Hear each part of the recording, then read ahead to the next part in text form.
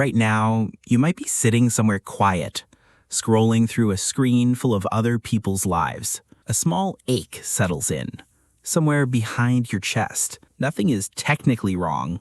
No one has hurt you, and yet it feels like something is missing. Even when you can't name what, maybe you tell yourself you're fine.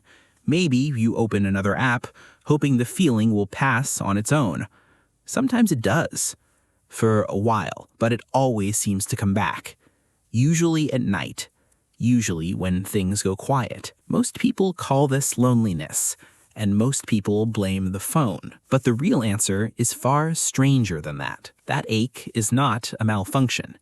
It is not new, and it did not arrive with smartphones or social media. It is one of the oldest alarm systems your body owns. Older than language, older than fire, older than the very idea of being a single, separate person. And it was built for a world that no longer exists. To understand it, you have to go back, not centuries, hundreds of thousands of years. Picture an early human, alone, walking across an open plain.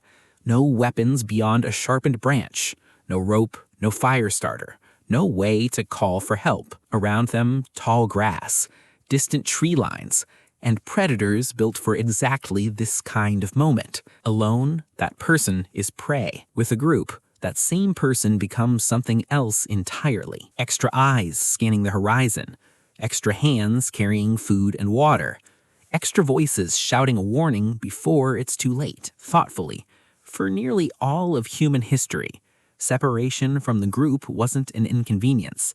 It was something much closer to a death sentence. Evolution noticed his pattern, and it did something remarkably efficient with it. It took a warming system already built to detect physical danger, and connected it to social danger too. Isolation began to feel like an injury. Why? Because to your body, it used to be one. Just a slower one. And this is where the story gets strange.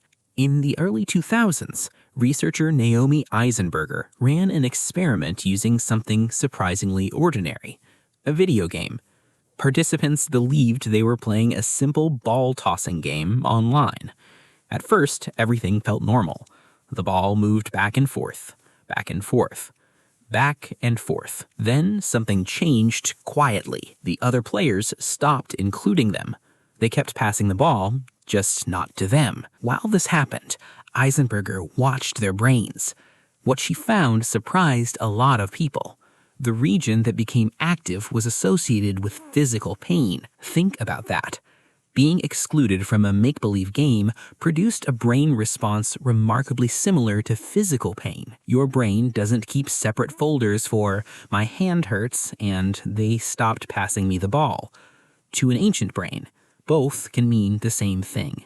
Threat detected. And this is where loneliness becomes much more than sadness. It becomes pain. A signal generated by a system that evolved long before social media, long before modern life itself. Reflectively, but if loneliness were only pain, you'd expect it to fade. The way a stubbed toe fades, the way a cut eventually heals. But it doesn't. For many people, it lingers, quietly, for months, sometimes years, and that's where the story becomes even stranger. A researcher named John Cacioppo spent decades studying chronic loneliness. He described loneliness the way you might describe hunger or thirst. Neither means something is wrong. They're signals, messages, instructions from the body. Go find food, go find water, go find connection. But what happens when that signal goes unanswered for months or years? Cacioppo discovered something alarming. Chronically lonely people faced significantly higher risks of early death, comparable to some of the most serious lifestyle risk factors we know. Not because loneliness directly stops the heart, but because of what loneliness quietly does to the body over time. And that brings us to another question. What is loneliness actually doing beneath the surface? This is where researcher Steve Cole enters the story. Cole studies something most people never think about: genes. He compared people who felt chronically lonely with people who felt deeply connected. And he found a pattern again and again and again.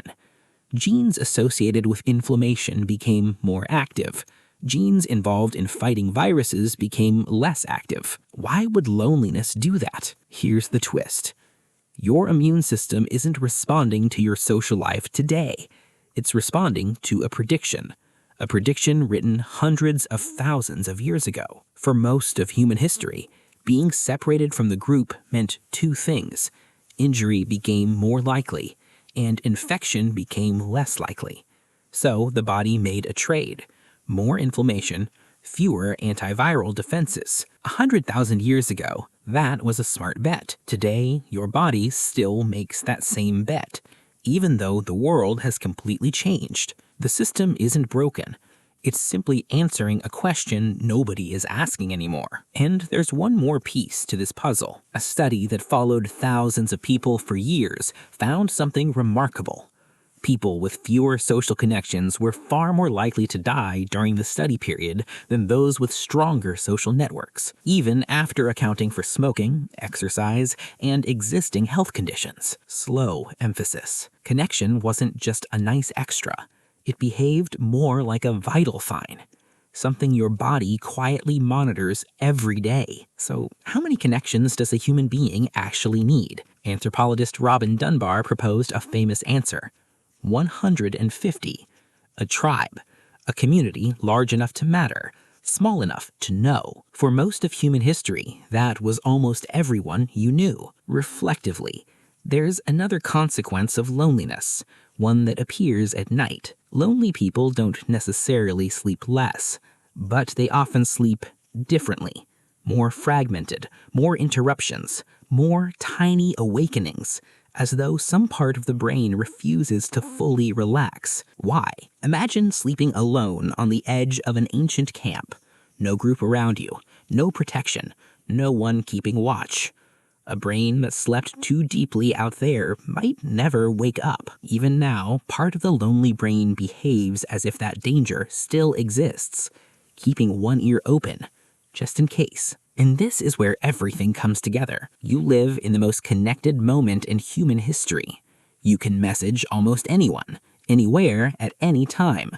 And yet, loneliness continues to rise. Why? Because your ancient alarm system wasn't built for followers, or notifications, or endless feeds. It was built for something much smaller, something much older. People who know your name, people who notice your absence, people whose lives genuinely intersect with yours. Your body doesn't register 500 online acquaintances as a tribe.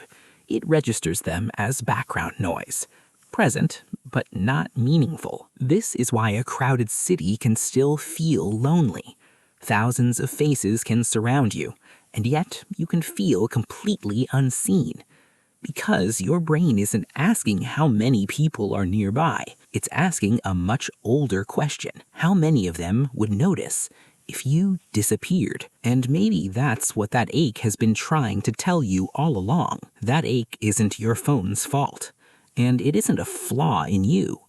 It's the oldest part of your brain running a search it has run for hundreds of thousands of years, looking for the same thing it has always looked for. Not an audience, not followers, not notifications. A handful of people who would notice if you were gone. And the next time that feeling settles in behind your chest, try not to scroll past it. Listen to it, because in the oldest language your body knows, it isn't asking for more content. It's asking for connection.